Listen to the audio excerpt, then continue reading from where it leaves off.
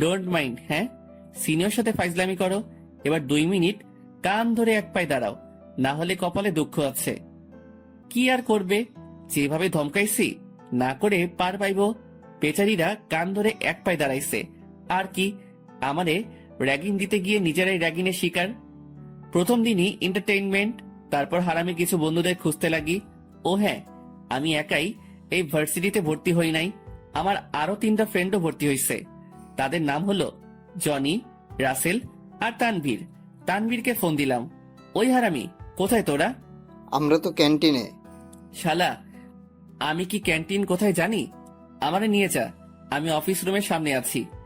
আপনারা হয়তো বলবেন আমি তো চিনি না, তাহলে আমি কেমনে বুঝলাম আমি অফিস রুমের সামনে আছি? আসলে অফিস রুমের দরজার সামনে সুন্দর করে অফিস রুম লেখা আছে, তাই বুঝতে পারলাম আর কি। তারপর তানভীর আসলো। মামা কারে খুঁজছো? তোর বউরে শালা ক্যান্টিনে চল। তারপর ক্যান্টিনে গেলাম। কি রে হারামি, তোরে কতবার ফোন দিলাম। আরে বেটা, ভার্সিটিতে ঢুকতেই একদল ডাইনির দেখা। তারপর? তারপর আর কি, সব খুলে বললাম। শালারা হাসতে হাসতে শেষ। ভাই তুই সেই একটা জিনিস। ভাই তুই পারবি। আমাদের একটু শিখাও না, আমরা মেয়েদের একটু সাহায্য করতাম আর কি। দেখ বাসাধনরা, এইগুলোর জন্য ট্যালেন্ট লাগে, যা তোমাদের নাই। শুধু ট্যালেন্ট না, তোমাদের বহুত কিছু লেস আছে। 3টার মুখ বাংলার 5-এর মতো হয়ে গেল। তারপর 4জন ক্লাসের উদ্দেশ্যে গেলাম। ক্লাসে গিয়ে আমরা আমাদের সিটে বসলাম। আসলে আমরা 4 হারামি, শেষ বেঞ্চে। তাহলে বুঝতেই পারলেন আমরা কেমন ভালো। হঠাৎ লক্ষ্য করলাম আমাদের বাম পাশের সারিতে 3য় আর 4র্থ বেঞ্চে ওই ডাইনিগুলো, থুক্কু, ওই হাফ ভাইয়া হাফ আপুগুলো। দেখে তো আমার বের শুরু করছে। আরে ঘাম, আর কি উল্টাপাল্টা কিছু ভাবিয়েন না। শালার ভাগ্য আর কোনো ক্লাস পাইল না, তারা আমার তো অবস্থা খারাপ করে দিবে। তারপর কোথা থেকে লেকচারার উদয় হইল, মানে আসলো আর কি। তারপরে ক্লাসে মনোযোগ দিলাম। আমি আবার ভালো ছেলে, শুধু মাঝে মাঝে রাসেল আর তানভীরের একটু মিষ্টি দিতেছি, থুক্কু, চিমটাইতেছি।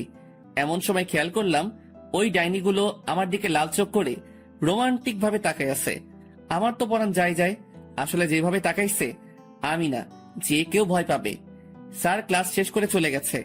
এই ফাঁকে আমি যে দৌড়টাই না দিলাম, বিশ্বাস করেন এই দৌড়টা যদি অলিম্পিকে দিতাম, প্রথম পুরস্কার আমার। আমার দৌড় দেখে 3 হারামি তো অবাক। এই অন্তর কই যাস? যেই আমার নাম নিছে মানে রাসেল রে, 5 জনে ঘিরে ফেলছে। ডাইনিদের থেকে একটা রাসেলের কলার ধরে জিজ্ঞাসা করতেছে, এই তুই এই খ্যাত পোলাটারে চিনস? রাসেল তো ভয় শেষ। জি মানে হ্যাঁ। রাসেলের অবস্থা দেখে তানভীর আর জনি কেটে পড়ছে। সারারা বুঝছে ঘাপলা আছে। বেচারা রাসেলের মুখ দিয়ে কথা বের হইতেছে না।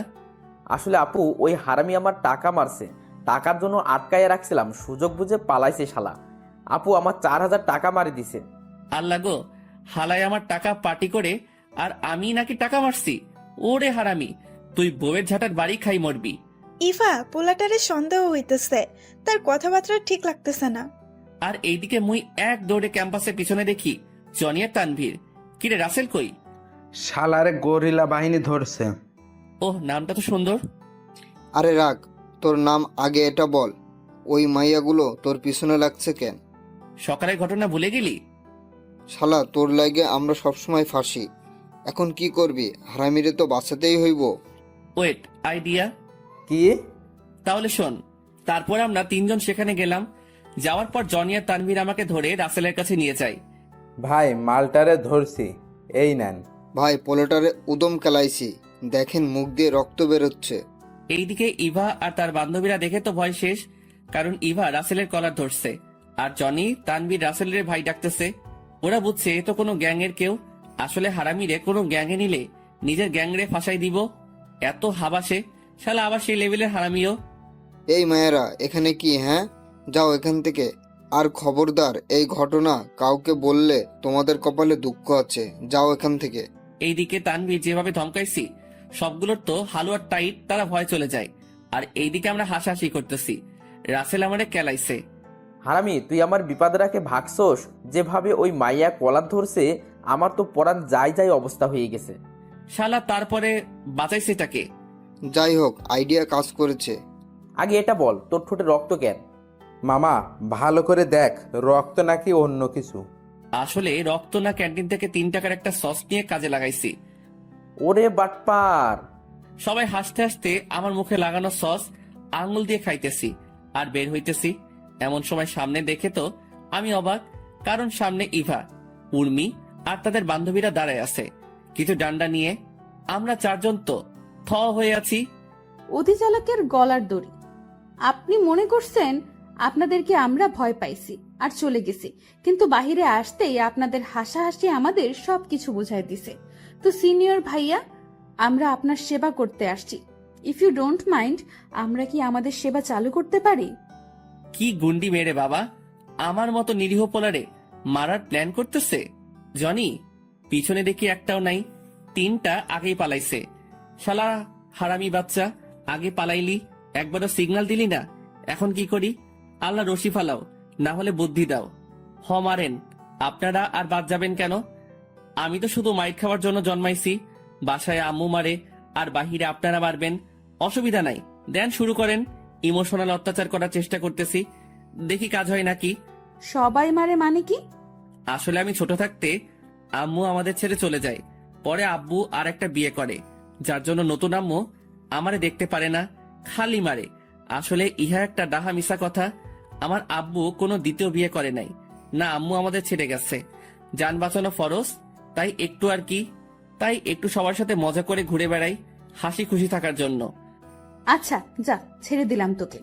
মনে মনে বুদ্ধি কাজে দিছে। এখন তিনটারে পাইলে হইছে, তাদের 14 গোষ্ঠী বাহির করব। হারামি বাচ্চা। তারপরে দুপুরে ভার্সিটি থেকে সোজা মেসে গেলাম। একটা কথা, আসলে আমাদের চারজনের বাড়ি ভার্সিটি থেকে দূরে না, তবে আমাদের ইচ্ছা আমরা চারজনই একসাথে মেসে থাকবো, তাই ম্যাস আগে ঠিক করে রাখছি। মেসে গিয়ে রাসেল দরজা খুলে দেখে, চিৎকার করে, ভূত! ওই শালা, সারের মতো চেঁচাচ্ছস কেন? মামা, আমাদের ক্ষমা করে দে, আমরা তোকে বাঁচাতে পারলাম না। দেখ ভাই, আমাদের ছেড়ে দে। ওয়েট চান্দর বাচ্চা, তাদের তিনটারে আমি একাই খেলাইছি। শালারা, আমি বিপদে পড়ছি আর তোরা আমারে রাখি গায়েব হয়ে গেছিস, একটাবারও ইশারাও দিলি না। ভাই বিশ্বাস কর, তাদের দেখে মুখ দিয়ে একটা কথাও বের হচ্ছিল না। ভাই, আমাদের ক্ষমা করে দে প্লিজ। আগে এটা বল, তুই কেমনে বেঁচে ফিরলি? ওরা তো ছাড়ার পাত্র না। ওকে, তাহলে শোন, সবকিছু বললাম। ভাই তোর পাটা দে তো। কেন, আমার পা দিয়ে তুই কি করবি? আরে দে না। ওকে নে। তিনটা পা ধরে সালাম করতেছে। ওই শালারা কি করিস? ভাই সত্যি করে কত ছোটবেলা থেকে তুই কি কি খাইতি? ভাই সত্যি করে কত ছোটবেলা থেকে তুই কি কি খাইতি? শালা, এত বুদ্ধি পাইলি কই? ভাই, আমাদেরও কিছু বুদ্ধি দে ভাই। এটা নিয়ে সবাই হাসাহাসি করতেছি আর খাবার নিয়ে আসছি। তারপর খাবার খেয়ে রেস্ট করে দিলাম। তারপর বিকালে চারজনে হেঁটে এসে সন্ধ্যায় নাস্তা করে পড়তে বসি। এরপর আম্মুর সাথে কথা বলে খাবার খেয়ে ঘুমিয়ে পড়ি। এভাবে কেটে যায় প্রথম দিন। পরের দিন খুব সকালে ঘুম ভেঙে যায়, তাই ফজরের নামাজ পড়ে বাহিরে যাই। বাহিরে গিয়ে মাইন্ডটা ফ্রেশ হয়ে যায়। সকালে ঠান্ডা বাতাস মনটা জুড়াই গেল। এই সময় বউ বা জিএফ থাকলে তার হাত ধরে হাঁটতাম। তারপর মেসে আসি আর দেখি হারামিরা ঘুমাইতেছে। আমার ঘুম সকাল সকাল ভাঙছে আর আমি এদের মজা করে ঘুমাইতে দিব? আমি জনি, রাসেল আর তানভীরে ডাকছি, জনি আর রাসেল উঠ। কিন্তু তানভীর এখনো ঘুমের দেশে। তার ওয়াশরুম থেকে এক মগ পানি এনে তানভীরের মুখে ঢেলে দিলাম। সাথে সাথে তানভীর লাফায় ওঠে আর বলতে শুরু করে, আম্মু ছাদ ভেঙে পড়েছে, তোমার বৌমা আর আমি ভিজতেছি। আমরা তিনজন তো থ হয়ে গেলাম। শালা এখন ধরে ভাঙমু, উঠ তাড়াতাড়ি। ও, আমি তো মনে হয় স্বপ্ন দেখতেছিলাম। দোস্ত, তোর ভাবিরে আমি আদর করতেছিলাম আর তুই আমার ঘুম ভেঙে দিলে। তারপর তারা সবাই ফ্রেশ হয়ে এসে একসাথে নাস্তা করে ব্যাগ নিয়ে বের হয়ে যায়। তারপর চারজন ভার্সিটি গেলাম। তারপর ক্যাম্পাসে আড্ডা দিচ্ছিলাম, তখন দেখলাম একজন গেট দিয়ে ঢুকতেছে। একটু সামনে আসার পর দেখলাম ইভা একটা 3 পিস পরে ভার্সিটি আসছে। দেখে তো ক্রাশ খাইলাম, পুরাই পড়ি লাগতেছিল। ইচ্ছা করতেছে এখনই উঠাই নিয়ে বিয়েটা করে ফেলি। পরে নিজেরে কন্ট্রোল করলাম। পরে দেখি সে আমাদের দিকে আসতেছে। তারপর এসে আমার হাত ধরে আমাকে নিয়ে যাচ্ছে। আমি তো থ হয়ে গেলাম আর তিন হারামি তো অবাক। আমাকে একটা ক্যাম্পাসে একটা নির্জন জায়গায় নিয়ে যায়। আমি তো ভয় শেষ। তারপর ইভা যা বলল তার জন্য মোটেও প্রস্তুত ছিলাম না। তোকে আমার ভালো লেগে গেছে। একদিনে কিভাবে ভালো লেগে যায় এটা ইম্পসিবল। আমার মনে হয় আপনি আবেগে চলে গেছেন। ওই চুপ, বলছি না তোকে আমার পছন্দ হয়ে গেছে। বাড়তি কথা বললে নাক ফাটায় দিব। আমারে ধমকাচ্ছেন কেন? আমার মতো ফাজিল পোলারে কেমনে ভালো লাগলো? ধমকাচ্ছি ভালো করতেছি। কালকে তোর ফাইজলামির জন্য রাতে ঘুম হয় নাই। আমি আবার কি করলাম? চুপ। তুই জানোস আমি যখনই চোখ বন্ধ করি তোর সকল ফাইজলামি দেখি। তোর শয়তানিগুলো, তোর দুষ্টামিগুলো সব শুধু চোখে ভাসে। আর কথা বাড়াইস না। বলছি তোকে ভালো লেগে গেছে, মানে এখন আমি তোকে চাই। বাহ, আজকে কার মুখ দেখে ঘুম থেকে উঠলাম? নিশ্চয়ই আম্মুর। যাক, ওয়ালপেপারে আম্মুর ছবি রাখছি, ভালোই হইলো। আই লাভ ইউ আম্মু। তোমার চেহারা আমার জন্য লাকি। ক্রাশ আমার প্রেমে হাবুডুবু খাইতেছে, তার সাথে কিছুক্ষণ ফাইজলামি করাই চাই। কিন্তু আমি সোনিয়া ম্যাডামরে পছন্দ করি, আর উনাকে ভালোবাসি, উনিও আমাকে ভালোবাসে, আর কেউ আমাদের আলাদা করতে পারবে না। তুই শুধু আমার, আর যদি কোনো মেয়ের সাথে দেখি তোরে, তাহলে তোর এমন হাল করবো না তুই কারোর সামনে যাইতে পারবি না। আল্লাহ, এটা কি ধরনের হুমকি দিল? আই, তোমার নাম্বারটা দাও তো। আমার কোনো নাম্বার নাই। ফাইজলামি অন্যদের সাথে করিস, এখন তোর মোবাইল নাম্বারটা দে। আপনি তো আমাকে বলছেন আমার নাম্বার দিতে, এখন আবার বলতেছেন মোবাইল নাম্বারটা দিতে। আপনার মাথা মনে হয় গেছে। ওই, তুই আমাকে আপনি করে ডাকোস কেন? তুমি করে ডাকবি, বুঝছস? আমারে মারলেন? নিরীহ পোলা পাইয়ার এরকম করতেছেন? ওলে বাবা লে, আমার বাবুটা রাগ করছে। আসো আদর করে দিই। মোটেও না, আর ভিটামিন খাওয়ার শখ নাই। তারপর ইভা আমার কাছে এসে একটা কিস দিয়ে দিল। আমি থ হয়ে গেলাম। আই শুন, এখন থেকে অন্য কোনো মেয়ের সাথে কথা বলবি না, কেমন? কথা বললে সমস্যা কোথায়? ফ্রেন্ড হিসেবে তো কথাই তো বলবো। ঠিক আছে, এখন সুন্দর করে ক্লাসে যাও। আমি আর কি করবো, থাপ্পড়টা বেশি জোরেই দিল। মনে করলাম নরম মনের হইব, উল্টো আমার গাল নরম আর গরম করে দিল। তারপর চলে গেলাম ক্লাসে। সেখানে গিয়ে চুপচাপ বসে ক্লাস করে ক্যান্টিনে চলে গেলাম। তারপর রাসেল বলল, ইরে তুই চুপ কেন? হ্যাঁ রে, কি হয়েছে বলতো? আচ্ছা, ইভা তোরে নিয়ে কি করছে বলতো? কিছু না রে দোস্ত। তারপর ইভার কাছে চলে আসি আর বলে, দেবরজিরা তেমন কিছু করি নাই, শুধু একটু আদর করলাম আর কি। দেবরজি মানে?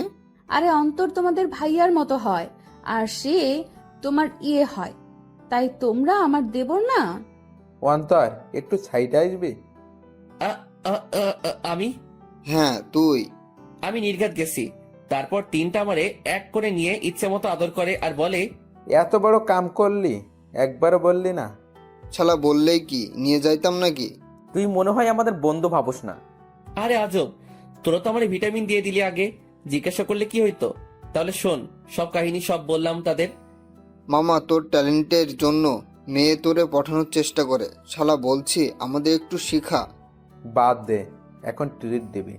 হ, আমি তো মনে হয় তোমাদের টাকা নিয়ে খাইতাম। তিনটাই চুপ। তারপর গেলাম ক্যান্টিনে গিয়ে সবাই নিজের টাকা দিয়ে খাওয়াইলাম। তারপর মেসে গিয়ে দুপুরে খাবার খেয়ে দিলাম ঘুম। সন্ধ্যায় চারজনই উঠে পড়তে। এমন সময় ফোন আসে। হ্যালো, আসসালামু আলাইকুম। ওয়ালাইকুম আসসালাম। আমার বাবুটা কি করে? এই তো আম্মু, পড়তে বসছি। আর তুমি নতুন নাম্বার কবে নিলে? কুত্তার বাচ্চা, কোন জন্মের আম্মু লাগি তোর? আরে আম্মু, আমি আবার কি করলাম? এত রেগে আছো কেন? তা হারামির শয়তান, আমি ইভা। খাইছে রে আমার জান রে, আম্মু ডাকি দিলাম। আমারে আম্মা ডাকোস তাই না? কাল ভার্সিটি আয়, তোর আম্মু টাকা বাইর করতেছি। বিশ্বাস কর, আমি মনে করছি আম্মু ফোন দিছে। আমি তো আর জানতাম না যে এটা তুমি। প্লিজ রাগ করিও না। ফোনে তোমার ভয়েসটা ঠিক আমার আম্মুর মতো। প্লিজ ক্ষমা করে দাও। কাল ভার্সিটি আয়, দেখামু তোরে আম্মু ডাকার ফল। ই টুট টুট টুট, ফোন কেটে দিল। আর এইদিকে তিন হারামি আমার কাহিনী দেখে হাসতে হাসতে শেষ। মামা, তোর বাবুর আম্মুরে আম্মুটাকে দিলি? শালারা মজা নিচ্ছস? কাল আমার মরা পাক্কা। দোষ, ইউ আর ডান। দোস্ত, আন্টিরে ফোন করে বল 4 দিনার ব্যবস্থা করতে সকালে। ওই হারামি, উঠ, ভার্সিটিতে যাবি না? না রে ভাই, শরীর খারাপ, যাবো না। মিথ্যা বললাম, কারণ গেলে আর ফিরে আসবো কিনা জানি না। ইভাজের আগি শালা যাইবা কেমনে? কাল যা করছে ইবা পাইলে হইব। এত তো কাপুরুষ, মেয়ের ভয়ে ভার্সিটি যাইব না। কথাটা এবার ইগোতে লাগলো। নে রেডি হ, ভার্সিটি যাবো। তারপর চারোটা রেডি হয়ে ভার্সিটির দিকে গেলাম। গেটে ঢুকবো, তখন বারবার মনটা বাধা দিচ্ছে। তবুও ঢুকলাম। ঢুকার সাথে সাথে হার্টবিট বেড়ে গেল। জানি না কি হবে আমার সাথে এখন। তবু বুক ফুলিয়ে চলে গেলাম আড্ডাখানায়। সেখানে তিনটা হারামি আড্ডা দিচ্ছে, আর আমার পরাণ যায় যায় অবস্থা। অন্তর, ইভা চলে আসছে। জনির কথা শোনার সাথে সাথে দিলাম দৌড়, এক দৌড়ে ক্লাসে। আর ওইদিকে আমার অবস্থা দেখে তিনটাই হাসতেছে। আমি ক্লাসে ঢুকে সোজা লাস্ট বেঞ্চে চলে গেলাম। আমি তো ভয় শেষ, আর আল্লাহরে ডাকতেছি, আল্লাহ আমি আমার আব্বু আম্মুর একমাত্র ছেলে, প্লিজ আমার এই ডাইনিটার হাত থেকে রক্ষা করো। ক্লাসের সময় সবাই ক্লাসে আসে, সাথে হারামিও আসলো, এসে আমার পাশে বসে শুরু করে দিল। দোস্ত, আন্টিরে ফোন করে বলিস 4 দিনা 4 করতে, কেমন? যাক বাসলাম। কিন্তু দেখি ইভা আমার দিকে চোখ লাল করে তাকায় আছে, মনে হয় এখনই আমাকে খেয়ে ফেলবে। ক্লাস শেষ, সাথে সাথে ইভা আমার সামনে চলে আসছে, আর আমি কালেমা পড়া শুরু করে দিলাম। ইভা আমাকে নিয়ে একটা নির্জন জায়গায় নিয়ে যায়। আমার তো চোখ বন্ধ। তারপর ইভা বলা শুরু করে, এত ভীতু কেন তুমি? এত মিষ্টি করে বলার দরকার নাই, মারা শুরু করেন। তবে আমার শেষ ইচ্ছাটা পূরণ করলেই হইব। একবার আম্মুর সাথে কথা বলেনি। ইভার সাথে সাথে আমাকে তার কাছে এনে ঠোঁটে ঠোঁট লাগিয়ে দিল।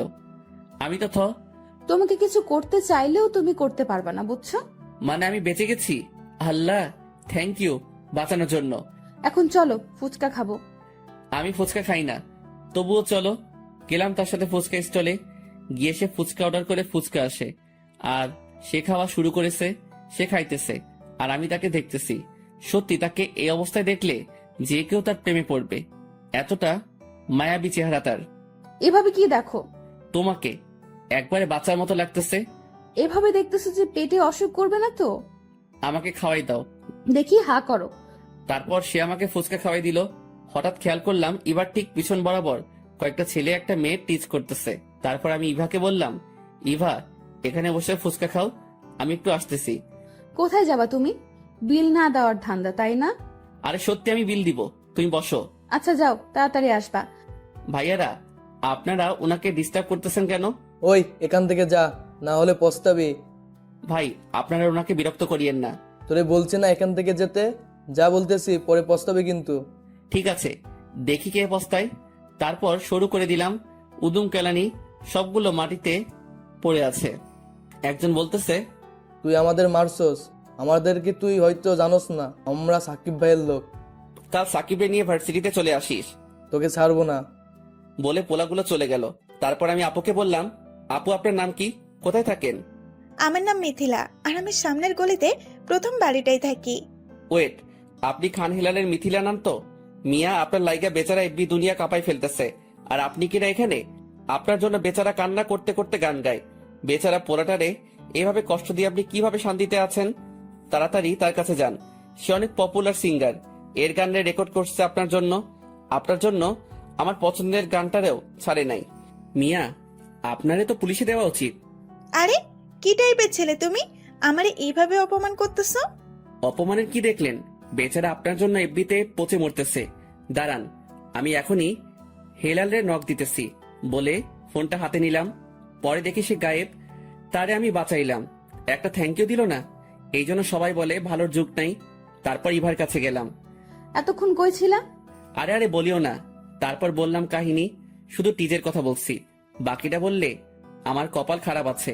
তারপর বিল দিয়ে ভার্সিটি গেলাম। এরপর নেচে নেচে গিয়ে দেখি হারামি দুইটা আছে, তানভীর নাই। জনি তানভীর কই? শালা বলছিল নোট ফটোকপি করতে যাবে, মনে হয় সেখানে গেছে। ও, তারপর আমরা খাবার নিয়ে বসে আছি, হঠাৎ হারামির আগমন। মামা তাড়াতাড়ি খাবার খেয়ে নে, মিশনে যাবো। ওকে, কিসের মিশন তা জানতে হইলে গল্পটি শেষ পর্যন্ত দেখুন। তারপর দুপুরে খাবার খেয়ে একটু রেস্ট নিলাম। বিকেল বেলা মিশন শুরু। দোস্ত কোথায়? ওই যে। শালা এটা প্রিন্সিপালের বাড়ি। শালা তুই তো ইন্টেলিজেন্ট চোর, তোরে ধরার ক্ষমতা কারণ নাই, তুই পারবি। আমার সম্মান করলি নাকি ইনসাল্ট? আরে মামা, তোরে কি আমরা ইনসাল্ট করতে পারি? আচ্ছা এইসব বাদ দে, এখন গাছে উঠবেটা কে? কি আবার আমাদের অন্তর দ্য গ্রেট? শালা প্রতিবারই আমি কোরবান হই। তারপর গাছে উঠে কিছু ফল ফালাইলাম। অনেক ধরনের ফল আছে, জামরুল, আম, পেয়ারা, পেঁপে। কিছুক্ষণ পরে নিচে কেউ ঘেউ ঘেউ শব্দ করতেছে। নিচে দেখি কুত্তা। ওমর খোদা, শালার কোন মাইন্ডের চিপাই পড়লাম মুই? শালা তিনটা আমারে গাছে রাখি, গায়েব। আল্লাহ, একটু ফলিত নিতে তো আইলাম, এখন কি করি? লোভে পাপ। তিন হারামি আমার গাছে থুইয়া কেটে পড়লো কেন? জীবনটাই বেদনার, থুক্কু জীবনটাই বেদনা। তারপর বাইরে, আমি তোর কি ক্ষতি করছি? ভাই প্লিজ আমাকে ছেড়ে দে, মাইন্ডকে চিপায় পড়লে জিএফ যদি খালাতো বোন হইতে পারে তাহলে কুত্তা ভাই হইতে পারবো না কেন? ভাই তোরে বন পাউরুটি দিমো। ভাই আমারে ছাড়া ঘুষ দেওয়ার চেষ্টা করতেছি, দেখি পটে কিনা। হঠাৎ মাথায় বুদ্ধি আইলো, গাছে থেকে ফল নিয়ে দিলাম কুত্তার গায়ে মারি। শালায় দিল দৌড়। তারপর নিচে নামতে গিয়ে ধপাস। আমার পড়া শুনে প্রিন্সিপাল বাহিরে আসে। কে রে ওইখানে? শ্বশুর মশাই, তোমার জামাই বলে দিলাম দৌড়। এই দারোয়ান, দেখ তো কে এসে। আমি তো গায়েব। তারপরে মেসে, সেখানে গিয়ে দিলাম 3টারে মাইর। শালারা তোকে মতো বন্ধু থাকলে শত্রুর প্রয়োজন হয় না। দোস্ত কুত্তা ছিল তাই আওয়াজ ছাড়া কেটে পড়েছি, না গেলে 14 করে 3 জনের 42টা মারতে হইতো। তাই বলে আমার মাইন্ডকার চিপায় ফেলাই আসবি? প্রিন্সিপাল বের হয়ে একে একে করতেছে। অল্পের জন্য বাঁচছি, এদের কিছুক্ষণ বকে নিলাম। তারপর আর কি, যেভাবে রাত কাটে সেভাবে কাটলো। সকালবেলা 4টায় ভার্সিটি গেলাম, গিয়ে আড্ডা দিচ্ছি। হঠাৎ খেয়াল করলাম খান হেলালের জিএফ মিথিলা। ওই খান হেলালের বউ, ইধার দেখো। মিথিলা আমারে দেখে তুমি এখানে? ভার্সিটি কি তোমার হেলালের নাকি যে শুধু তুমি পড়বা? আচ্ছা, কে বলছে যে আমি ওই হেলালের মিথিলা? আমার মন বলছে তাই। আসলে কাল তোমাকে ওই ছেলেগুলোর হাত থেকে বাঁচানোর পর তুমি ভয় ছিলা, তাই তো হাসানোর চেষ্টা করলাম আর কি। সরি, একটু ফান করলাম। ইটস ওকে, আর থ্যাংক ইউ আমাকে বাঁচানোর জন্য। তারপর সবার সাথে মিথিলার পরিচয় করে দিলাম। কিন্তু আমার জানটা আইলো না কেন? আমি তো ক্যাম্পাসে যাচ্ছি, হঠাৎ কেউ যেন আমার শার্ট ধরে নিচে ফালাই দেয় আর মারতে থাকে। এইদিকে ক্যাম্পাসের সবাই দেখতেছে আর আমার বন্ধুরাও আসতেছে না। সবার চোখে ভয় দেখতেছি। হঠাৎ সে বলে, এলাকায় আসিস একবারও বলছিস? কুত্তার আমি বন্ধুটারে একবারও মিস করিস নাই তোরে? আজ খাইছি আমি। ভাইয়া প্লিজ ওকে মারবেন না, ও যা করেছে তার জন্য আমি ক্ষমা চাচ্ছি। আমি আমার মাথা ঘুরালাম। আমি তাকাই তো হয়ে গেলাম। সাকিব। হ্যাঁ আমি। আপনারা হয়তো ভাবছেন কে এই সাকিব। সাকিব হচ্ছে আমাদের মানে জনি, রাসেল আর তানভীরের ফ্রেন্ড। আমরা একসাথে ইন্টার কমপ্লিটেড করেছি। আমার প্ল্যান ছিল অন্য কোথাও পড়বো, কিন্তু তানভীর, জনি আর রাসেলের জবরদস্তির কারণে এই এলাকায় আছি, যার কারণে অনেক দিন ধরে তার সাথে যোগাযোগ নাই। তার মানে এই না যে বন্ধুর খোঁজ খবর রাখবো না। বর্তমানে সে বলতে গেলে ছাত্র লীগের নেতা এবং তার পাওয়ারও অনেক। সাকিব হাত বাড়িয়ে বলে, শালা ওঠ, এলাকায় আসিস একবারও বলিস নাই। হারামি, এলাকায় থাকার কথা না, কিন্তু আছি। আর কি, কি খবর তোর? শালা ভালো কেমনে থাকতাম, তুই ছিলি না, এখন ভালো হয়ে গেলাম। আর ইবা তো ভাইয়া আপনি ওকে চিনেন? তার বাপরে কি ভুলবো নাকি? তুই ঠিক আগের ফাজিলটাই আসিস। তুমি ঠিক আছো তো? আরে আজব, আমারে মারার জন্য এখন পর্যন্ত কোনো লাল জন্ম হয় নাই। দোস্ত, এটা কি আমাদের ভাবি নাকি? বুঝছস তাহলে? মামা, ইন্টারে তো প্রায় সবগুলো তোর সাথে লাইন মারতে চাইছে, কিন্তু তুই তাদের পাত্তা দিলি না। যাক, শেষমেশ ভাবি পাইলাম, শালা ট্রিট দিবি। দিব। তুই এখানে কেন এটা বল। আরে আমার কিছু ছেলে পেলে নাকি? কোন ছেলে মারছে? ও, কোন ছেলে পেলে দেখি। তারপর ওইগুলোরে দেখে মাথা খারাপ হয়ে গেল। শালা তুই আমার বন্ধু হতেই পারস না। দোস্ত, রেগে গেলি কেন? তারপর তাকে সব বলি। এবার সাকিব নিজেই রেগে ওইগুলোরে ডাক দেয়। তোদের স্বাধীনতা দিয়ে ভুল করেছি, আজ তোদের দুঃখ আছে। অন্তর, তুই যা, শাস্তি দিবি দে, আমি মানা করব না। দোস্ত, আমি আগের ফর্মে যাইতে চাই না, কিন্তু তাদের শাস্তি দেওয়া উচিত। তারপর ছেলেগুলোর উদ্দেশ্যে বলি, দেখো ভাইয়ারা, আমি চাইলে তোমাদের খুব খারাপ কিছু করতে পারতাম, কিন্তু যদি এটা করি তাহলে তোমাদের আর আমার মধ্যে কোনো পার্থক্য থাকবে না। ভাই, সময় থাকতে ভালো হয়ে যাও, আর পারলে সবাইকে সাহায্য করো, মেয়েদের সম্মান করো, কারণ একটা মেয়ের গর্ভে তোমরা জন্ম নিচ্ছ। আর একটা কথা, কাল যে মেয়েটাকে ডিস্টার্ব করছো সেই মেয়েটার থেকে ক্ষমা চেয়ে নাও। তারপর তারা মিথিলার থেকে ক্ষমা চেয়ে নেয়। এইভাবে আড্ডা মাস্তিতে কেটে যায় 1 মাস। এই 1 মাসে আমি, জনি, তানভীর, রাসেল, সাকিব আর মিথিলা ও আমাদের অনেক ক্লোজ ফ্রেন্ড হয়ে যায়। তবে সাকিব আমাদের ভার্সিটিতে চলে আসে।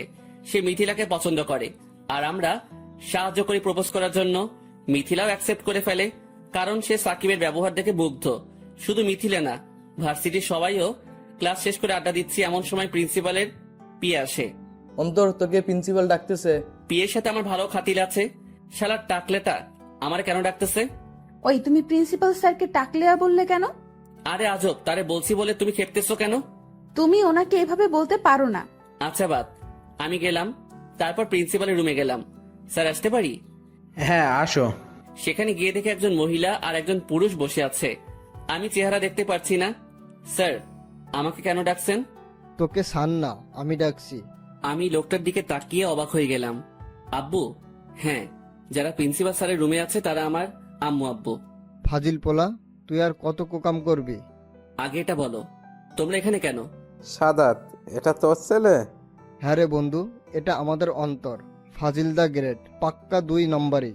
সব সময় তুমি আমার ছেলেকে ইনসাল্ট করো কেন? আরে আমি তো মজা করতেছি। হঠাৎ করে এখানে কেন? আর তুমি প্রিন্সিপাল স্যারকে চিনো?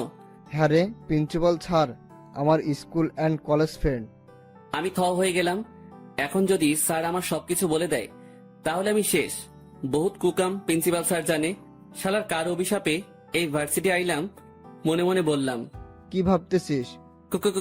কই কিছু না। তোর ছেলেটা ঠিক তোর মতোই হয়েছে, বাক্কা বেটা। আমার আব্বু কি একই রকম ছিল নাকি? তোর আব্বুর কাহিনী শুনলে তুই পুরাই বেহুশ, সে পুরাই তুই। বাহ, ভালোই তো। তার মানে ফাইজলামি আমাদের বংশগতভাবে। আচ্ছা দোস্ত, তোর নাকি মেয়ে আছে, তাকে তো দেখলাম না। কেন রে, দেখে কি করবি? চিন্তা করতেছি তোর মেয়েরে ঘরে বউ বানাবো। দাঁড়া, তাকে ফোন দেই। হ্যাঁ মা, কোথায় তুই? তুই একটু অফিস রুমের দিকে আয়, আমার একটা কলেজ লাইফের বন্ধু আসছে, তোর সাথে পরিচয় করিয়ে দিব। আয় তো একটু। তারপর স্যার ফোন কেটে দেয়। দাঁড়া, আসতেছে। আচ্ছা দোস্ত, বল কি খাবি, চা নাকি কফি? কিপটা, তোর কিপটামি জীবনেও কমবে না। আরে আজব, আমি আবার কি কিপটামি করলাম? তুই আমারে চা আর কফি খাইতে বলতেছস? অনেকদিন পর তোর সাথে দেখা হলো, বিরিয়ানি বললে কি অসুবিধা হইতো? আচ্ছা, এক কাজ করি, দুপুরে আমার বাসায় গিয়ে একসাথে লাঞ্চ করব। আমি কিন্তু বিরিয়ানি খামো। তুই রাক্ষসেই থাকবি। বন্ধু, সব তোর থেকেই শিখেছি। শালা আমি শিখাইছি নাকি? তুই আমাকে শিখাইছস? ভাবি, এই শয়তানটারে কিছু বলো। দুই বন্ধুর মাঝে নাক না গলানোই ভালো। এত বড় অপবাদ, আল্লাহ এই শয়তানটারে উঠাই নাও। এইদিকে স্যার আর আব্বুর কাণ্ড দেখে আমি আর আম্মু হাসতেছি। বা ভালোই তো, আমারে ফাজিল বলে আর উনি তো আমারও বাপ। ও সরি, আসলেই তো আমার আব্বু। মনে মনে, স্যার আব্বু যদি আপনার ফ্রেন্ড হয় তাহলে তো আমিও তো আপনার ফ্রেন্ড। কেমনে? স্যার আসলে আমি আব্বুকে আব্বু ডাকলেও আসলে আমরা একে অপরের ফ্রেন্ড।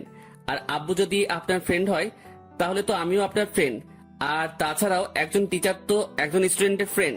আচ্ছা যাও, আমারও ফ্রেন্ড। দোস্ত, ভার্সিটিতে একটা মেয়ে পছন্দ হয়েছে, একটু লাইন করে দাও না। ওরে হারামজাদা, একখানে তোর আব্বু আম্মু বসে আছে আর তুই উল্টা পাল্টা বলতেছস? দোস্ত, আরে এখানে আম্মু আব্বু নাই তো, এখানে আমরা বন্ধুরা আর বন্ধুর বউ বসে আছে। আল্লাহ, কি টাইপের হারামি তুই! তোর বাপের চেয়ে বড় মাপের ফাজিল। আরে দোস্ত, বন্ধুরে হারামি বলতেছোস, অসুবিধা না। আচ্ছা ভাবি কেমন আছে, একটু দেখা করতে পারমো নি?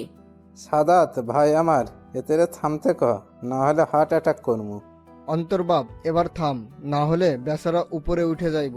সমস্যা নাই, 4 দিনা 40 খামো। আর চিন্তা করিও না, ভাবির খেয়াল আমি রাখতে পারমু, ভরসা করতে পারেন। সার্থ।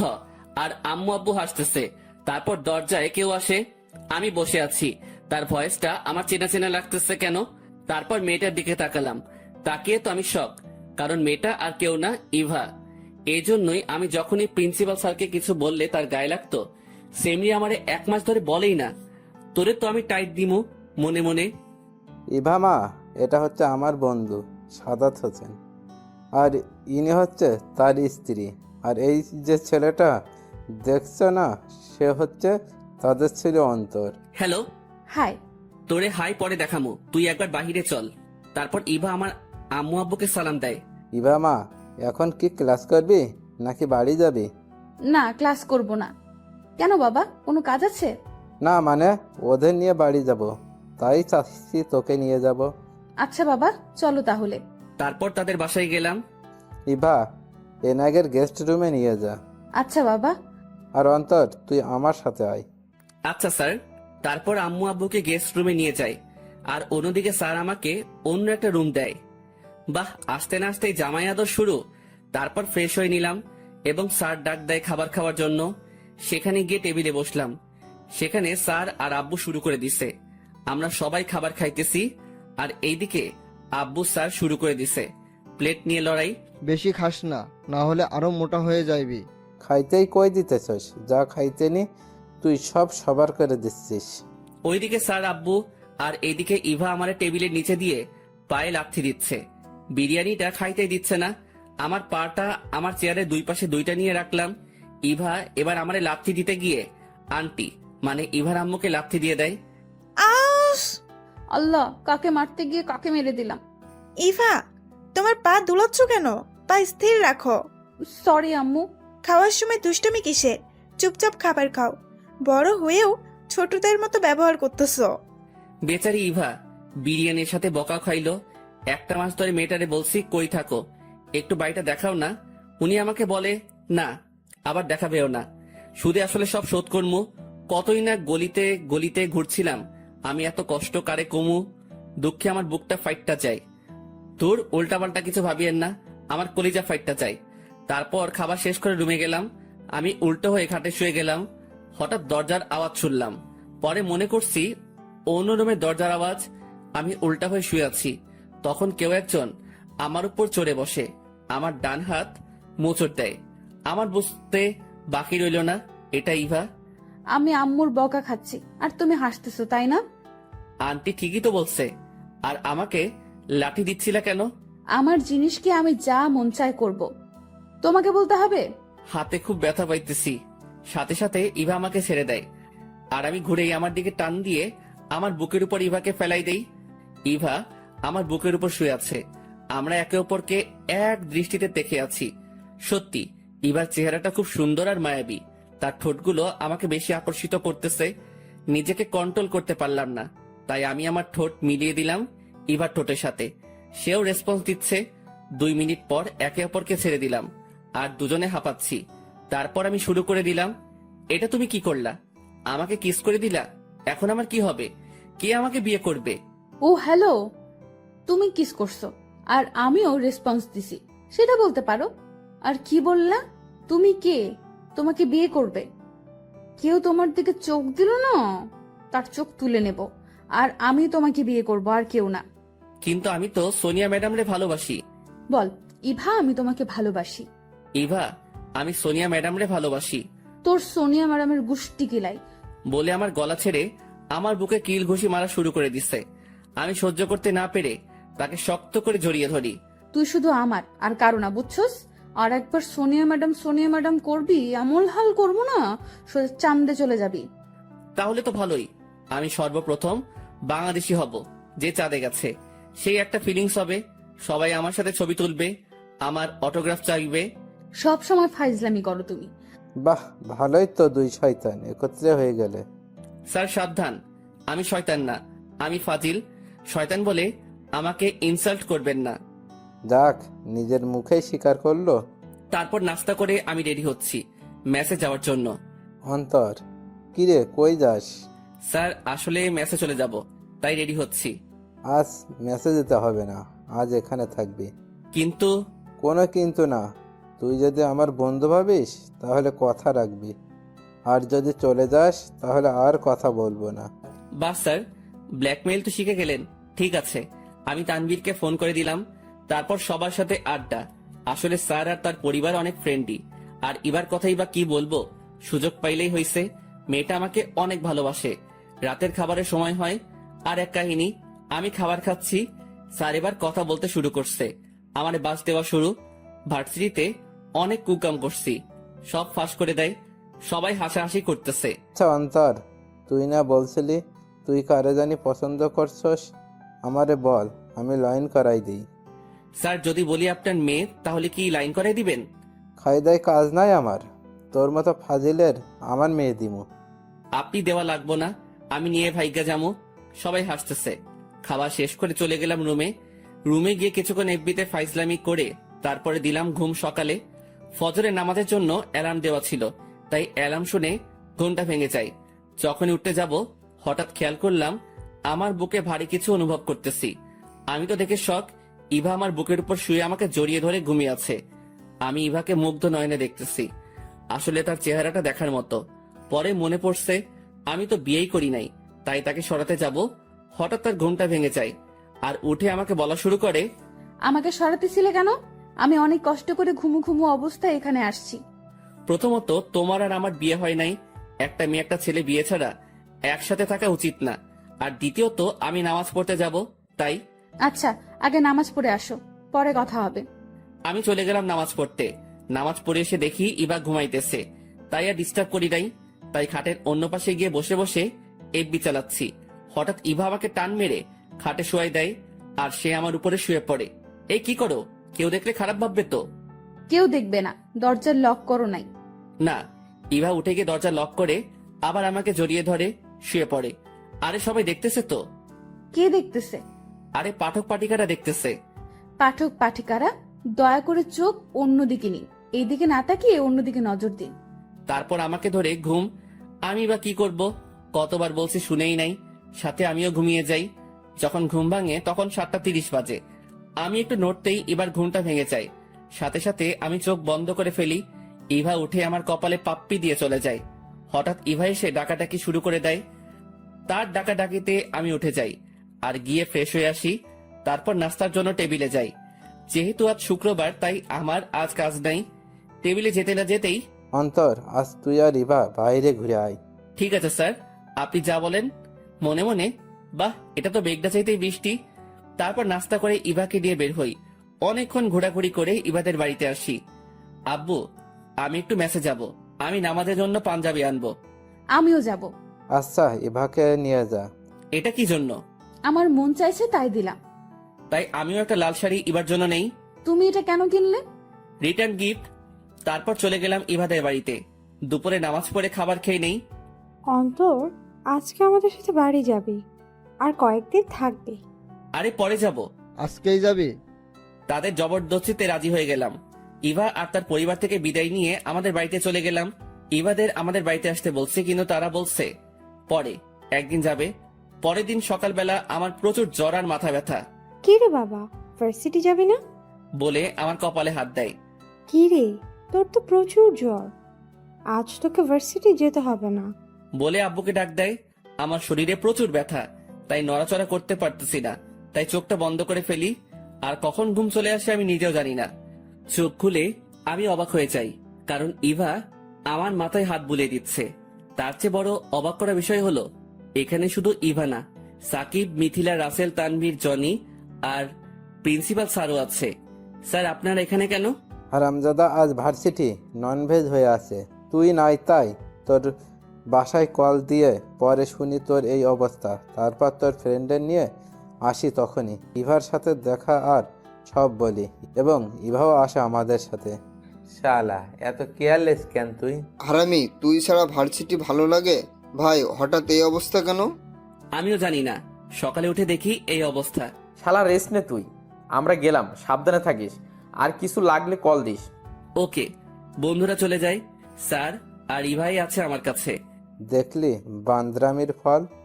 একবার সুস্থ হয়ে নেই, আপনারা আমি ছাড়বো না। আমার এই অবস্থা দেখে হাসতেছেন? দেখ, একটু নিজের প্রতি যত্নবান হ, ফাজলামি বেশি করিস তো, তাই তোর এই হাল। একবার সুস্থ হয়ে নেই, এমন বাস দিব না, সেই লেভেলের ঝাটকা লাগবো। আচ্ছা দিস। 3 দিন আমি অসুস্থ ছিলাম। এই 3 দিনে ইভা আমার অনেক খেয়াল রাখে। প্রতি বেলায় এসে দেখে যায় আমি ওষুধ খাইছে কিনা, আর জ্বর কমছে কিনা। আর ফোনের কথা কি বা বলবো, 5 মিনিট পর পর ফোন দিয়ে জিজ্ঞাসা করবে কি করি, এখন ঠিক আছে কিনা। এভাবে পরিবার, বন্ধু ও ভালোবাসার মানুষের সাথে 3 বছর কেটে গেল। 3 বছর পর আমরা এখন 4র্থ বর্ষে উঠে গেলাম। এখন শরীরে সিনিয়র সিনিয়র ভাব। আমরা এখন ভার্সিটি পরিচালনা করি।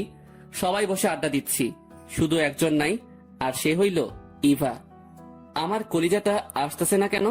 আরে আসবো, আর যদি এতই টেনশন করিস তাহলে বিয়েই করে নে। আসলে ঠিক বলছিস, সেটাই করতে হবে।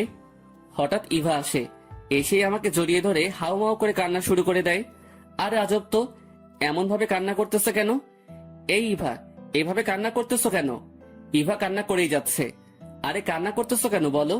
অন্তর, বাবা আমার বিয়ে ঠিক করে ফেলছে।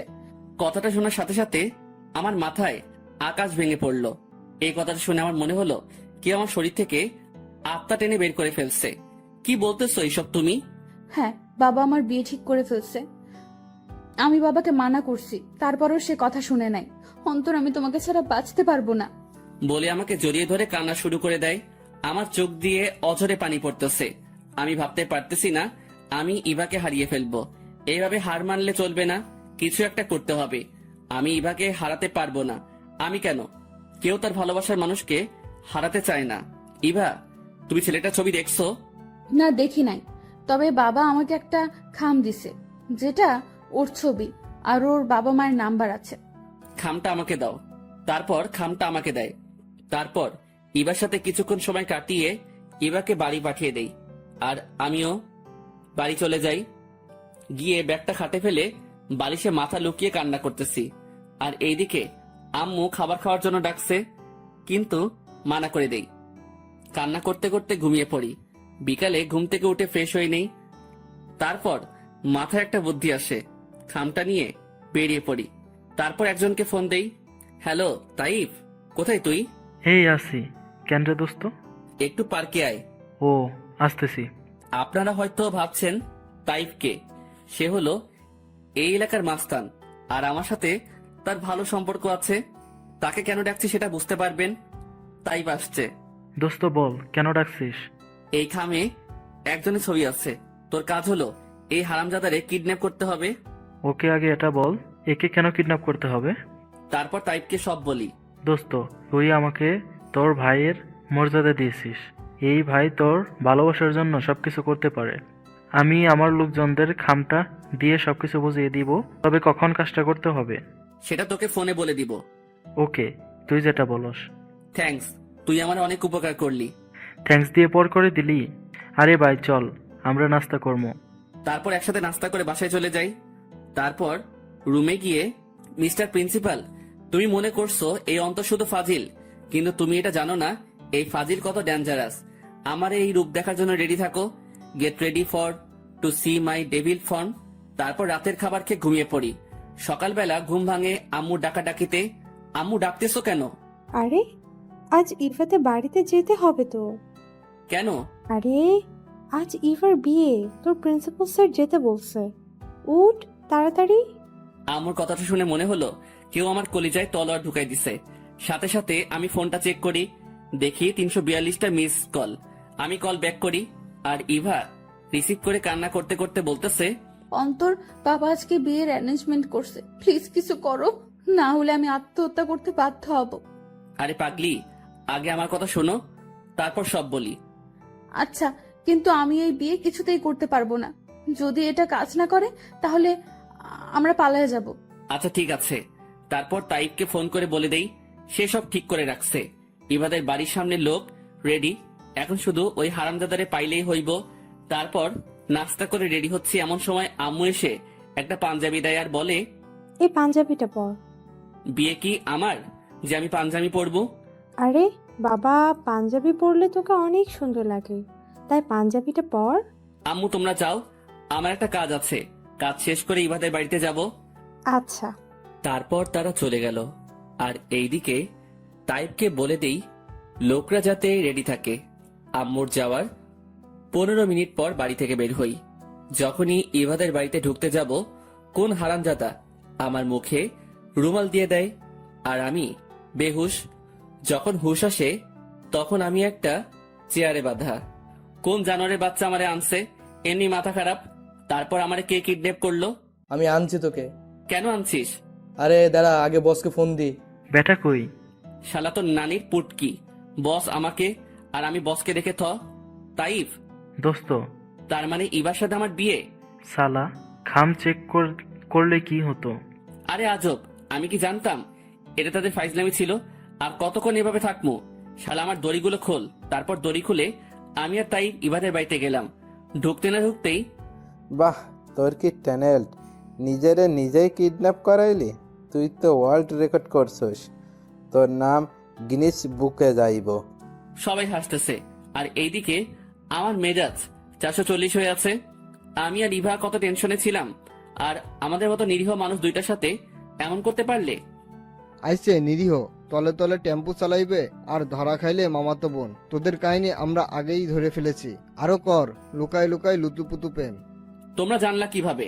একদিন তুই ফোন রেখে ওয়াশরুমে গিয়েছিলি, আমি রুমে ঢুকতেই তো ফোনে মেসেজ দেখে তো ইভা তোরে রোমান্টিক মেসেজ পাঠাইছে, আমার আর বুঝতে বাকি রইল না আপনাদের লুতুপুতু প্রেম কাহিনী।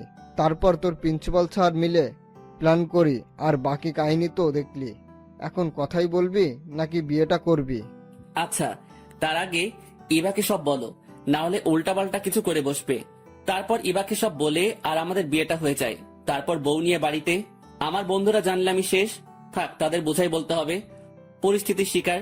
রাত 12টা। আমি রুমের সামনে যাব কি যাব না চিন্তা করতেছি। কি রে, এখানে কি করস? রুমে যা। যাইতেছি।